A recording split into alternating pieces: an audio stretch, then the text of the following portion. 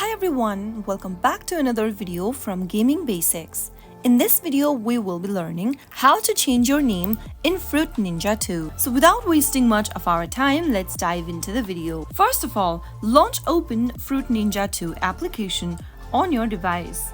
Tap on your profile avatar located at the top left-hand corner of the screen. Now, tap on Edit Name and enter the name you would like to change to for yourself. Once you are done, tap on OK. And there you have successfully changed your name in Fruit Ninja 2. You can come back and change your name anytime you want. That is how you can easily update your name on Fruit Ninja 2 in a couple of minutes. If you found the video to be helpful, go ahead and give us a thumbs up. Don't forget to subscribe to our channel by hitting the subscribe button. Also, press on the notification bell so that you'll never miss another upcoming upload from us.